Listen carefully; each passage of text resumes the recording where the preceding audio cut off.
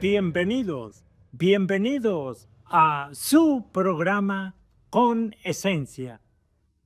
El día de hoy se enriquece con la presentación de dos personalidades. Oiga, dígame, ¿sabe usted cómo es emocionalmente, mentalmente, el desarrollo, la acción de un torero en el ruedo y cómo es el enlace, obvia y lógicamente, pues con la psicología?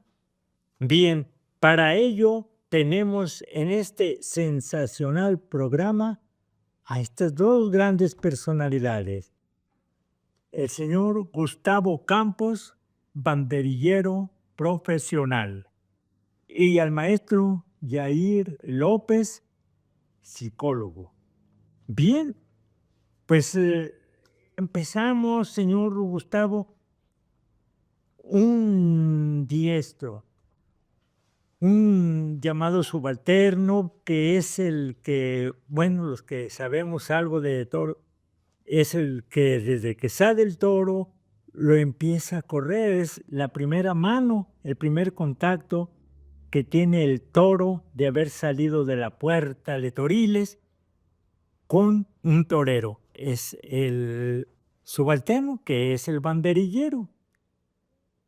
Maestro Gustavo, ¿cómo es eso que un torero mentalmente se prepare dentro de controlar sus emociones y ir al ruedo con el grito del público y enfrente una hermosura? Porque es muy hermoso el toro, pero es una fiera y va con sus dos astas, que ya lo que anuncian es cosa muy seria. Dígame, ¿cómo controlan esas emociones mentalmente? Pues antes que todo, muchas gracias por la invitación. Creo que es un tema muy, muy interesante y me da gusto que poder contar con el licenciado. Sinceramente, es algo muy complicado controlar las emociones generalmente. Generalmente a los seres humanos se nos complica mucho porque pues somos impulsivos, ¿no? La mayoría. Sin embargo, bueno, el torero debe de llevar una preparación física y mental en la que debe de aprender a controlar el impulso de supervivencia, ¿no? La supervivencia hay que controlarla y hay que aprender a manejar esas emociones para tú mismo impulsarte a salirle al toro en contra de tus mismos instintos, ¿no? Eh, ¿Cómo se logra? Pues con un trabajo principalmente físico. Al tener una buena condición física, hay una buena respiración, que es la base de todo. Y desde ahí, pues bueno, ya puedes comenzar a pensar de una manera más tranquila y a centrarte en lo que quieres, ¿no? Pero yo creo que la preparación más fuerte del torero es física y al tener, al estar fuerte físicamente, tienes una buena oxigenación y puedes pensar con más claridad y hacer precisamente que tu cerebro y tu cuerpo hagan lo que tú quieras, no lo que el instinto te indica. Maestro Yair, las emociones de un ser humano ante la actitud de la vida, unos que está el ser humano consciente el riesgo que lleva, en otras ocasiones que está plácidamente, por ejemplo, a la orilla del mar, descansando, y otras ocasiones la tensión nerviosa de que va a preparar un trabajo para el siguiente día. Esas emociones en el ser humano, como en el caso del torero. Sí, yo creo que hablaban, don Ambrosio, Torero Gustavo Campos, decían algo bien importante, la base física, no mencionaba, pero la base física, sí, sin duda somos un cuerpo. El contenedor de esas emociones es esto que vemos, ¿no? El cuerpo. Sin embargo, yo no sé, bueno, quizá cuestione, soy aficionado a los toros, lo platicamos hace un momento, soy aficionado a los toros. No me considero alguien doctor en el tema, quizá luego pueda hacer un comentario que suene una barbaridad, viéndolo como desde lo taurino, que bueno, pido una disculpa de antemano. Pero no sé qué tanto, y digo que no sé porque realmente desconozco y también creo que dentro, como en muchos otros contextos, no se puede generalizar en los toreros, ¿no? Porque cada quien lo vivirá, lo asumirá, lo trabajará de manera distinta, ¿no? Tenemos aquí un torero que nos podrá hablar desde su propia experiencia y quizás hasta de los colegas, ¿no? De lo que ha podido observar, compartir. La base física, sí, somos un cuerpo. Yo no sé qué tanto en distintos contextos, quizá también desde el taurino. Luego a veces nos preocupamos en demasía o exclusivamente por el cuerpo, por la capacitación, la ejercitación física nada más. Dejando de lado que también somos emociones y que hay una conexión entre lo fisiológico y lo emocional. ¿No? Entonces, no sé qué tanto realmente exista. Bueno, sabemos aquí en Aguascalientes hay academias taurinas, hay instituciones taurinas a lo largo de México y del mundo. ¿Realmente se estén preocupando por esto? No lo sé. Ya igual nos compartirá ahorita el banderillero Gustavo. Entonces, sí, partimos de una base fisiológica. Hablaban de un término que me gustaría, con todo respeto, yo siempre he trabajado tanto con pacientes como con las personas que intervengo como psicólogo, de tratar de flexibilizar ese término, controlar las emociones. Porque siento que es un término que nos ha hecho mella, porque las emociones no se controlan. No, pero quizás sí se viva así desde el toreo, queriéndose controlar. No sé, no se controlan, se viven. Se viven. Las emociones se viven. Sin duda, el torero tiene que aprender a vivirlas como cualquier otra persona, a vivirlas para un fin, en este que es crear arte. Crear arte y lograr el quite, lograr quizá esa frustración de que el animal haga lo que busco que haga para lucirme, para que luzca también el toro. Y pues, pero son animales, encima siempre, no siempre hacen lo que... Y eso te puede generar frustración. El miedo, ¿por qué no? Sí. No, pues es una bestia, ¿no? Que viene a matarme. No, a eso viene el toro, viene a matarme. Entonces, el miedo, la presión del público, ¿no? Y pues bueno, un sinfín me imagino la revolución de emociones. Es un ser humano el que está ahí y siente. Entonces, en el afán de querer controlar, le podemos agregar una frustración más. Entonces, creo que es más bien aprender a gestionar, a vivir lo que indudablemente y naturalmente tengo que sentir, ¿no? Entonces, creo que desde por ahí podríamos empezar, ¿no? Desde cambiar el término y digan, bueno, pues nada más es un término, ¿no? Ya hablándolo así. Pero bueno, creo que como en otros espacios que me han hecho favor de invitarme, siempre he dicho, ¿no? La palabra es fundante. Y como hablamos es como pensamos. Entonces, en la psicología es muy importante. Es próximo, ¿no? Exactamente. Entonces, creo que desde ahí empezaríamos, ¿no? Como a aprender a gestionar sus emociones. Y que quizá no dudo que muchos toreros, desde subalternos, matadores de toros, finquereros, pues lo han ido aprendiendo, ¿no? Sin duda, pues por algo han llegado donde han llegado muchas figuras del toreo. Claro. Igual sabemos de la trayectoria como banderillero de aquí de Gustavo Campos, ¿no? Creadora Pemes y todo. Pues yo creo que en parte tiene que ver cómo han trabajado con sus emociones, ¿no? Entonces, sí, sin duda, tenemos dos instintos. Bueno, tenemos el instinto de supervivencia, como lo decía. Es una cuestión tenemos fisiológicamente el sistema simpático y parasimpático. Ambos antagónicos, pero muy funcionales. Importante uno como el otro. El simpático, así de manera rápida, el simpático es el que es el instinto de huida. que si me ladra un perro, que si viene el toro, es muy comprensible que el torero ya cuando se vea perdido corra, pues, es normal.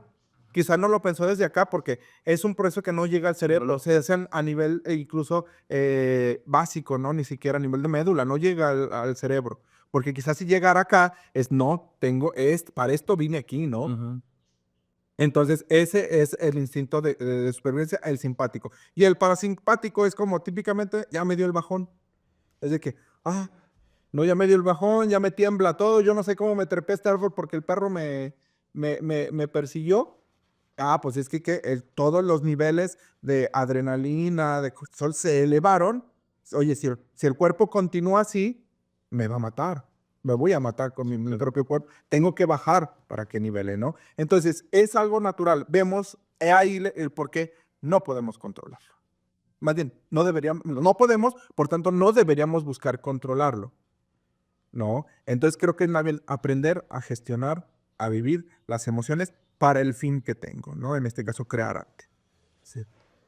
Maestro Gustavo Campos, su trayectoria, bueno, sabemos ahorita ya usted está retirado. Profesionalmente, ¿cuántos años duró? 24 años profesionales y 3 de aspirante. Fíjese nada más, estamos hablando de 30 años. Durante esos 30 años, ¿cuántas vivencias, cuántas anécdotas, cuántas emociones no increíbles? ¿Nos puede platicar alguna experiencia o algo que usted le haya dejado huella y que compagine, por ejemplo, con la reacción de lo que decía ahorita el maestro Yair, lo humano, ¿verdad? Lo que tiene uno de un lado y de otro, ¿verdad? ¿Recuerda usted algunas emociones? Sí, cómo no. Ahorita se me viene a la mente una corrida que toreé con el maestro José Tomás en su reaparición después de la cornada. Reapareció en Juriquilla. Pues toda la gente estaba volcada con la corrida. Hubo gente que fue a la corrida de otros países, de otros estados. Había mucha gente taurina en el hotel donde estábamos. Y pues obviamente todos me preguntaban, ¿con quién toreas? ¿Con José Tomás? No, con José Tomás. O sea, era lo máximo, ¿no? Como lo que es torear con él. Sí. O verle torear, ¿no? Entonces, pues eso me empezó a crear como una losa, una presión muy fuerte. Hasta que pues yo sentí que eso pasa como con una vía express, ¿no? Empiezas a sentir la presión y ya empiezas a sentir que necesitas la válvula de escape para liberarte, ¿no?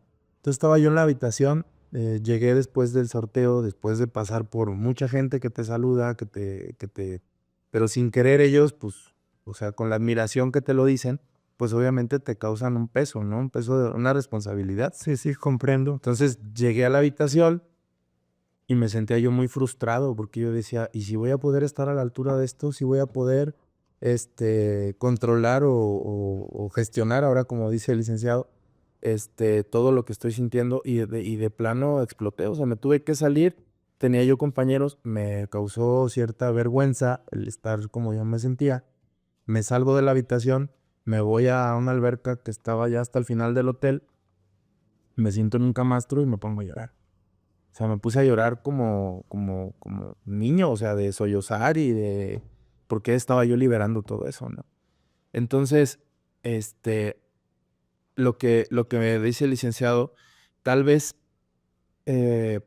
una persona normal en una situación complicada tenga que o pueda gestionar sus emociones.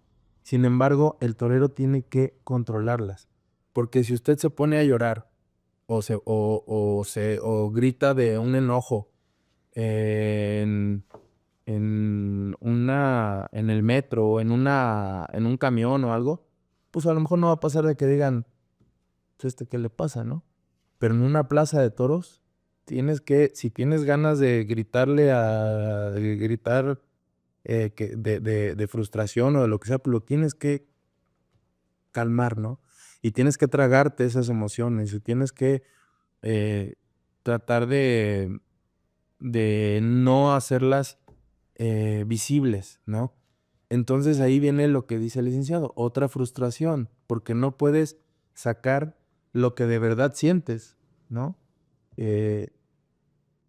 Muchas veces vemos que personas o toreros que tienen muy buen léxico, se expresan muy bien, saben hablar, y cuando tienen una corrida, una faena en la que no pudieron o se frustra por un pinchazo o algo, llegan y les ponen en el micrófono y no saben ni qué decir.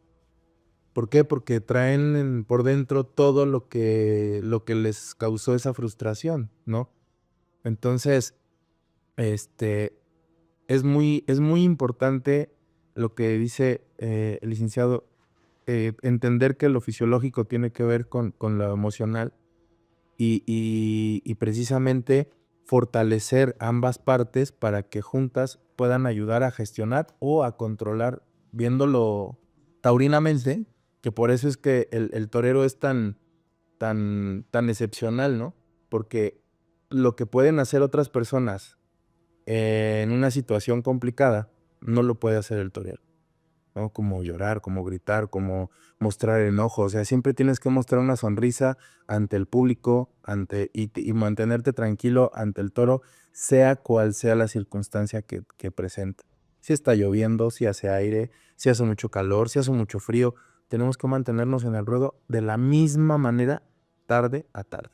Sí, entonces, por eso, perdón, Sí, no. por eso es tan complicado muchas veces entender la psicología del torero, porque en realidad, si supieran todo lo que uno se guarda después de una corrida, porque precisamente debes de mantenerte estoico, debes de mantenerte sin que se noten las frustraciones, tienes que enmascarar todo lo que estás sintiendo. Entonces, toda esa parte que tú vives en el durante, después de toda la preparación que tuviste, todo eso que viviste durante la lidia, durante la corrida, lo tienes que gestionar para después tratar de decir, esto fue una tarde más, ya pasó, y a lo que sigue. Y seguir con tu preparación física, emocional, mental y todo lo que conlleva para poderle salir al toro otra vez y volver a mantenerte estoico ante lo bueno, lo malo, lo regular y lo peor. Fíjese qué bien, no sé. Oiga, la pregunta obligada. Dígame. Ya después de que vamos así, una experiencia de sus lágrimas allí en lo de la alberca, regresa al hotel y ya al día siguiente era No, ese mismo día. sí. ¿Cómo se sintió ya en el ruedo? No, pues ya en el ruedo, pues todo cambia. Sí, Se ya siente lo superó. todo mejor, sí. Obviamente la misma presión, pero pues fue un poquito más liberado ya porque ya había yo sacado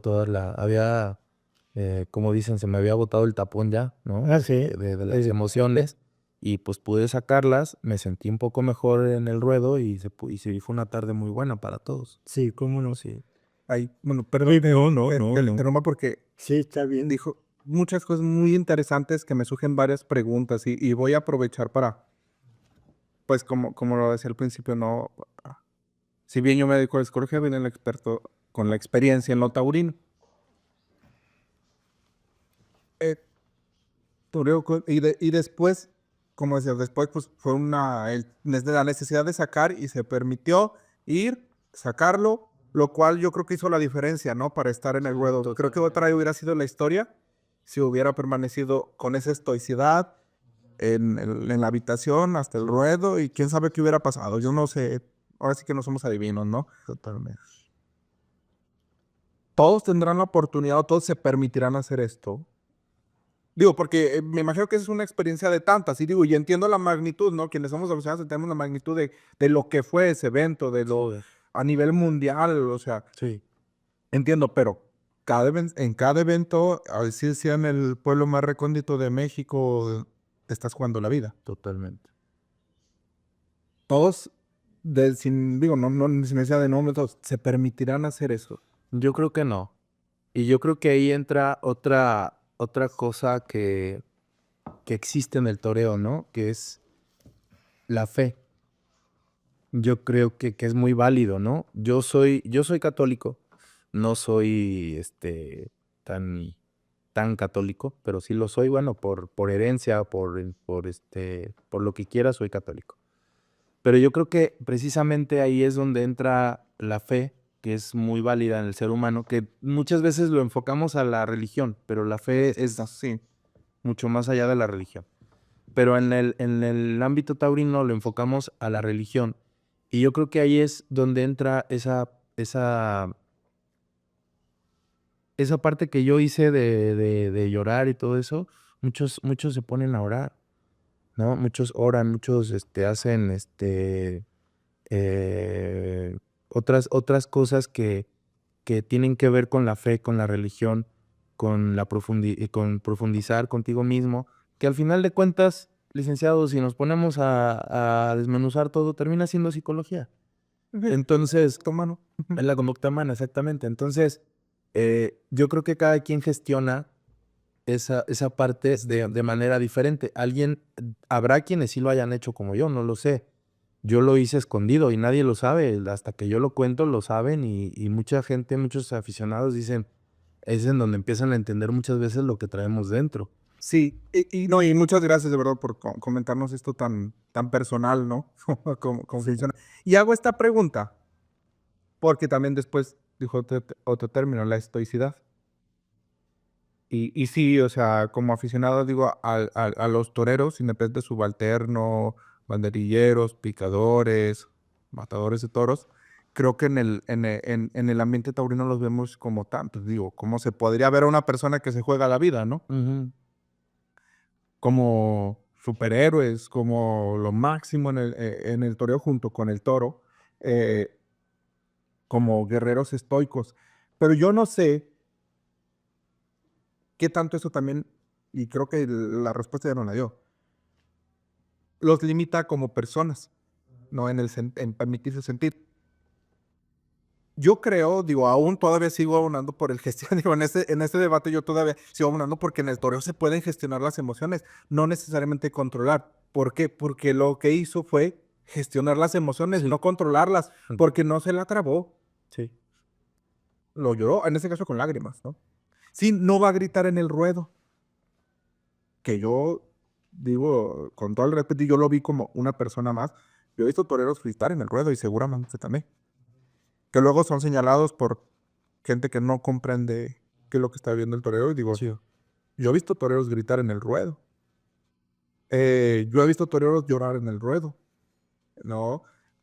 Entonces, creo que el asunto es más bien cómo tenemos dimensionado que se deben de expresar las emociones. Yo creo que aquí va otro. No es controlarlas, es expresarlas, gestionarlas y expresarlas Sí.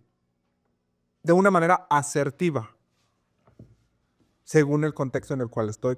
No me voy a poner a recostarme en la arena del ruedo y llorar.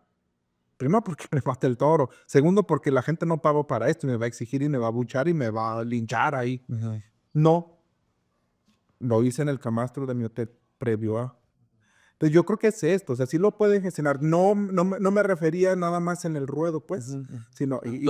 exactamente, por eso yo creo y yo le abono y le apuesto a que sí. Y ahora creo que también quiero otro, pues no fenómeno, algo que se ha permitido la sociedad, digo, se podrá cuestionar, pero creo que hay algo que se ha permitido a la sociedad y bueno, traerlo a colación ahora que se vino esto y que habla del catolicismo, de que hubo cambio de papa y todo.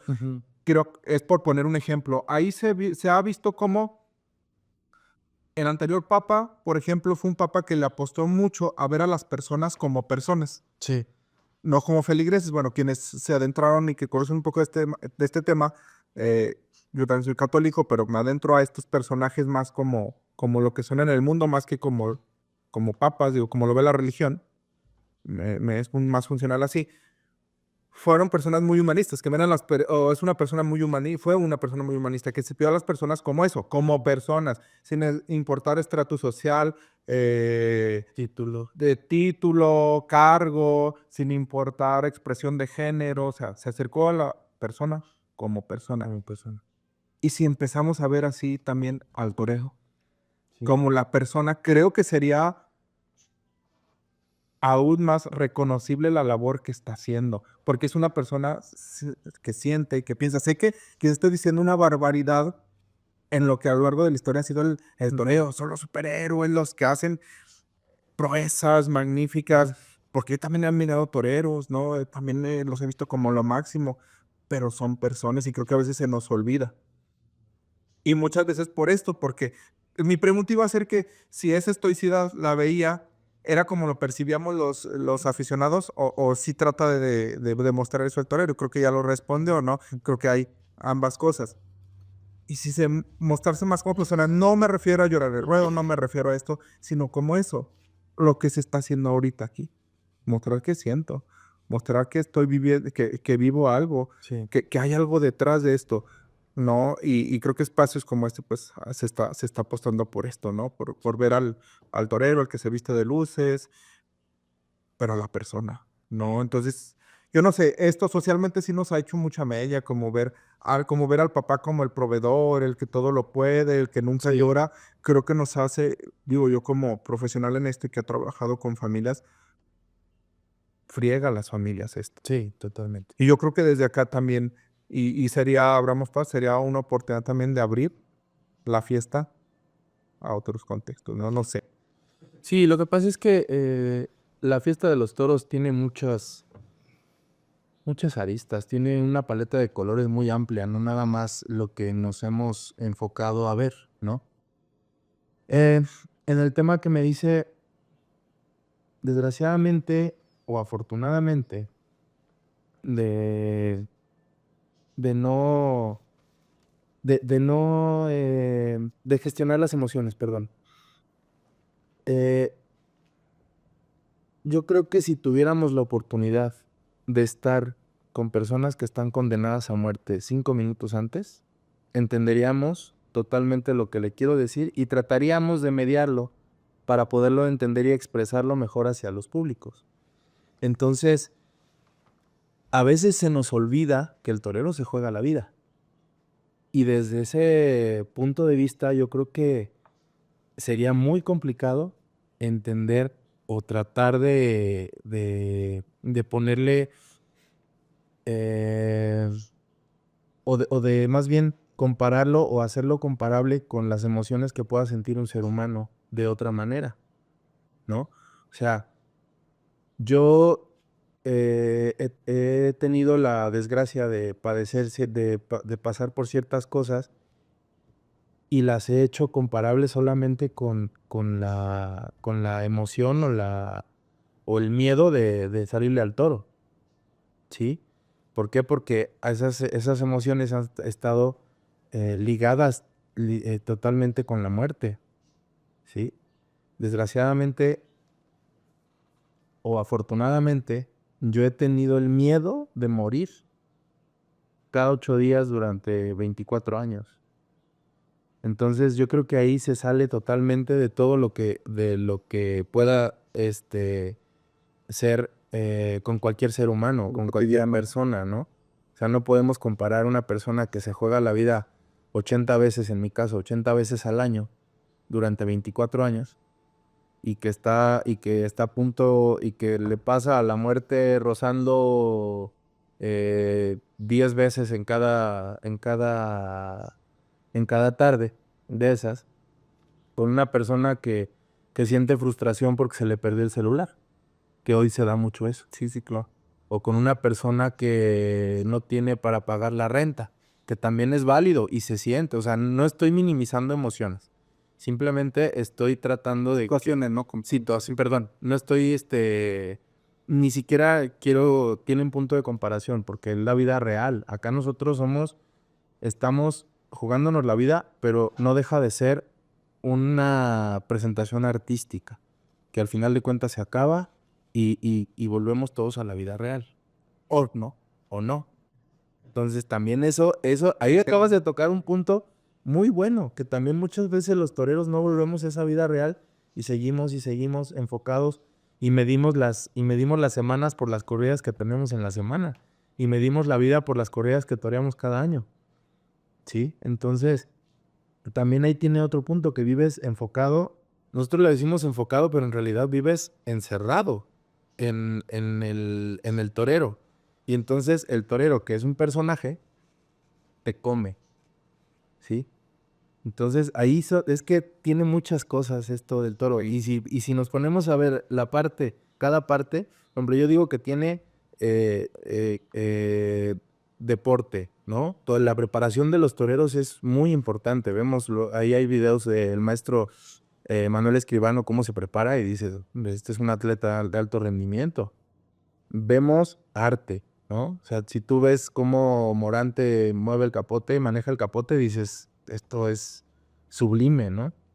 Vemos psicología, pero dentro de todo lo que te acabo de mencionar, hay otra paleta de colores. O sea, si nos ponemos a ver psicología, vemos frustraciones, vemos traumas, vemos ¿cómo se llama? Trastornos, ¿sí? Sabemos muchas cosas que también, si nos ponemos a verlas y a desmenuzarlas, nos llevaríamos 10 programas. No O sea, acabamos, sí. sí, y no acabamos, ¿no? Y no acabamos, y sin embargo, a lo mejor, fuera de querer entender al torero, vamos a verlo inexplicable, inentendible, de una manera en la que no se puede expresar, ¿no? Tal vez. Porque ahorita mencionaste algo muy fuerte y eso es verdad, lo que te acabo de decir. O sea, muchos vivimos enfocados, o sea, diciéndolo para el aficionado, para todo, enfocado. Pero en realidad lo que vives es que vives encerrado en un personaje, en un torero, ¿no? ¿Qué pasaba con el pana? Eso yo creo que es la prueba y el ejemplo más palpable de todo. Él decía, yo soy Rodolfo Rodríguez y el pana es el pan. Y Rodolfo Rodríguez no dejó triunfar al pan. Porque Rodolfo Rodríguez era el alcohólico, era el esto, era el otro, y el pana era el gran torero, el gran personaje. Entonces él vivía de un personaje. Rodolfo Rodríguez vivía del pana. Y el pana no triunfó, no hizo grandes cosas gracias a que Rodolfo Rodríguez lo traía para Sí, vivían en una lucha constante. Es que vimos que había una lucha constante entre esas dos. Exactamente. Y a lo mejor puede sonar como un cuento. Sí, puede sonar como una novela. Pero no es así. Sí pasa. Sí pasa. A todos los toreros nos pasa. O sea, muchas veces, no voy a meter en otras cosas, pero tienes a lo mejor carencias económicas y llegas a la plaza y sin embargo todos te ven como el dios, ¿no? Del torero, de la vida, pues. Y sales de ahí y vuelves y dices, no, es que yo prefiero esa vida. Yo prefiero ser el torero porque soy el que todos quieren, el que todos idolatran, y por este lado todos me están cobrando lo que le debo a la renta, lo que debo de luz, de agua, del carro, ¿no? Entonces, ¿qué prefieres tú? Encerrarte en esa parte del torero, ¿no? O por el contrario, no voy a hablar de carencias económicas, sino simplemente hay mucha soledad. O sea, ¿cuántos toreros no ves que fracasan en sus vidas personales por precisamente entregarse o por precisamente encerrarse en el personaje del torero, ¿no? No pueden hacer su vida de otra manera que no sea alrededor del toro. No se abren o no nos abrimos a ver a ver todo lo demás de la vida. Al final de cuentas, el toreo es muy pequeño para todo lo que hay en el mundo. Sí, ¿no? Y sin embargo, perdón, siendo tan pequeño, es enorme. Sí, no, me quedo de todo lo que nos menciona, pero yo creo la flexibilidad, ¿no? Sí. Flexibilidad desde lo fisiológico, flexibilidad sináptica, flexibilidad emocional, porque todas esas aristas que bien, digo, no me atrevo a comentar más porque pues lo vivió, ¿no? Lo vivió con propios compañeros, pero la flexibilidad de no quedarme ahí enfocado, como decía. Porque si no me olvido de que soy persona y de que acá alguien hay. Así es. Flexibilidad de no descuidar al torero, porque pues también de esto vivo. Y va mi vida. Padre, va mi vida, exactamente, no me debo de desenfocar. Sí. Entonces creo que es eso, ¿no? Y al fin y al cabo creo que caemos en esto, ¿no? De ser flexibles. Me ha tocado también ver toreros muriéndose de depresión. Sí. Toreros que sabemos, digo, no me ha tocado en persona, pero sabemos de toreros que han quedado en una depresión. Sí. Totalmente. Hemos visto toreros con situaciones de trastornos psiquiátricos, Sí. y que si bien la tauromaquia no te lo provocó, pero quizá alguna situación fue el detonante, El detonante. porque tiene bases fisiológicas, Sí. ¿no? Y hereditarias. Pero sí, no, yo creo que esa flexibilidad. Y también hemos visto de muchos toreros salir victoriosos de todo esto, de estas situaciones, ¿no? Entonces, yo creo que sí, ¿no? Esa flexibilidad, ¿no? De poder moverse, que no siempre se tiene y no todos tienen, porque pues, somos personas, ¿no? Sí, totalmente. No, pero sí. Sí, muy bien. Maestro Campos, usted en su carrera, sí, fuimos testigos, recibió pues reconocimientos de que se premiaba al mejor picador, al mejor matador y así. Usted fue reconocido varias veces como el mejor subalterno de toda la temporada de feria en repetidos años.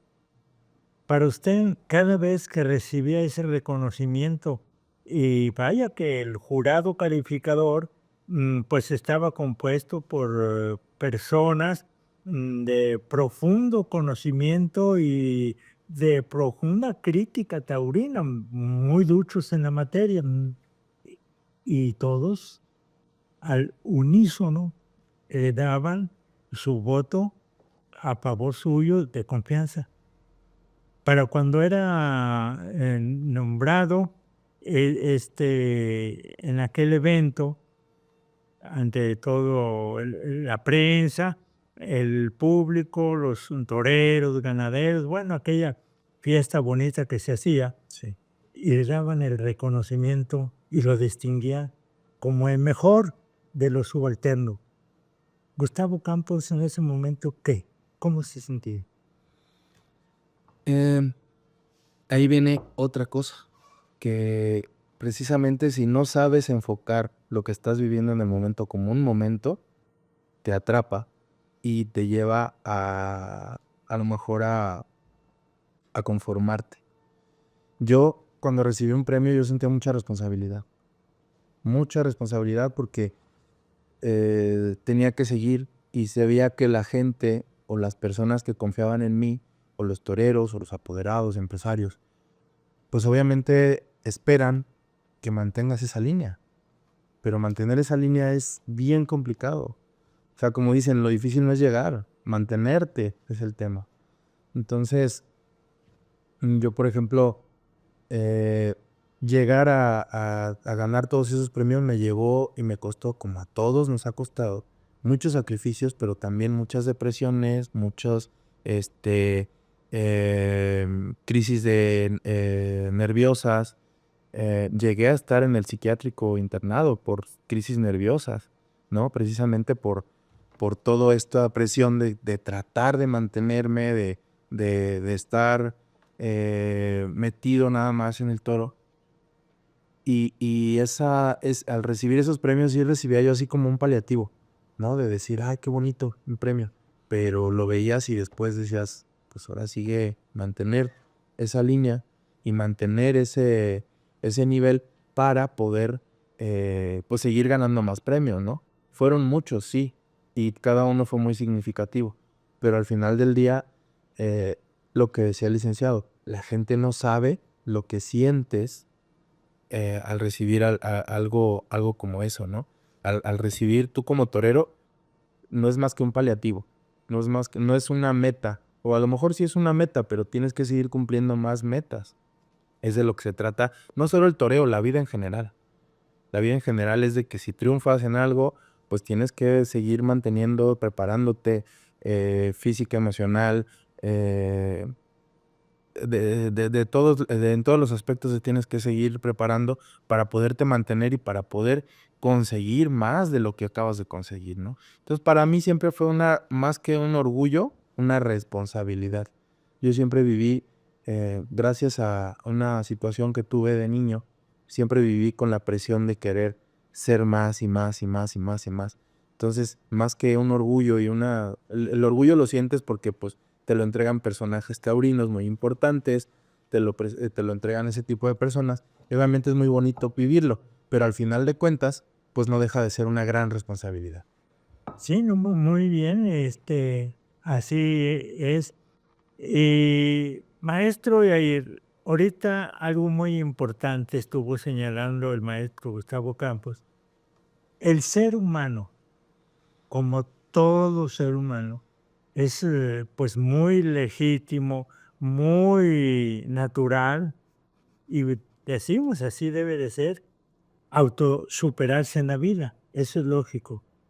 Pero cuando hemos visto a través de la historia, pues leemos historia de aquí, que sabemos de acá, que muchas personas que lucharon por lograr a llegar lo que ellos señalaron, lo que ellos pusieron como su meta, lo logran. Y después los vemos como que se descomponen emocional, mentalmente, o me refiero yo a sus decisiones. ¿Qué pasa en el ser humano? Yo creo que aquí es mucho, tiene que ver mucho con lo que decía Gustavo Campos. Depende de cómo lo vean. Porque si su meta máxima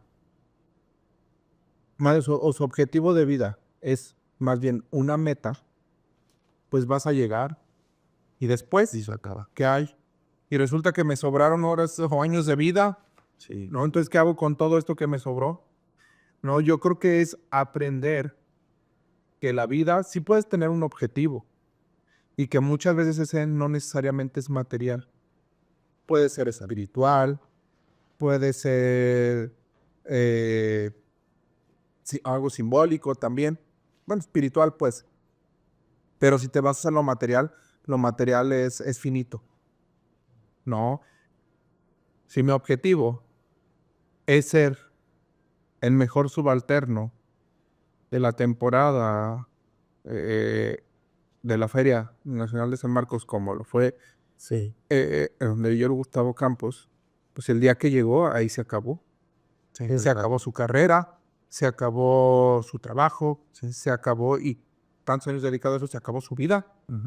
No. Entonces yo creo que a muchas personas eso es lo que les, entre otras cosas, ¿no? Tampoco, no, como dije, no quiero generalizar. Sí, Sería muy complicado hablar de cada caso, ¿no? Entonces, creo que es eso, ¿no? Como aprender a plantearnos, digo, no tengo por qué saberlo, ¿no? Nadie nace sabiendo, ¿no? Pues para eso, digo, quiero aprovechar este medio, pues para invitar a la salud mental, ¿no? Acercarse con un terapeuta, con un psicólogo, con alguien profesional, ¿sí? Eso sí, profesional, preparado, con cédula, con título, que me ayude a crear, entre otras cosas, los psicólogos también te pueden ayudar a descubrir o a ir articulando tu sentido de vida. Eso, crear un sentido de vida. O darme cuenta que quizá lo que yo creía que era mi sentido de vida son las metas en mi vida. Les voy a poner un ejemplo, ¿no? Digo, y que ese también puede cambiar, porque sé cómo voy, no, lo voy a ir cambiando. Ser flexibles en eso, esa flexibilidad. Yo desde unos años para acá he dicho que mi sentido de vida es trascender. Trascender, es decir, que el día que yo ya no esté, persiste o me quede en las personas que estuvieron a mi lado, ¿no? Quizá no como, pues a lo mejor con mi familia, pues nada más, pero que me recuerden, ¿no? Ese es mi objetivo de vida. Si se fijan, quizá yo no la alcance a ver, pues, o más bien no lo veré. Pero es eso. Güey. Y en eso es prepararme como psicólogo, prepararme como sexólogo, compartir con personas como lo estamos haciendo ahora, ser empático, ¿no? Esas son mis metas. Entonces creo que a veces es que estamos mal enfocando un sentido de vida. Así es. Maestro Yair, estuvimos degustando un rico té.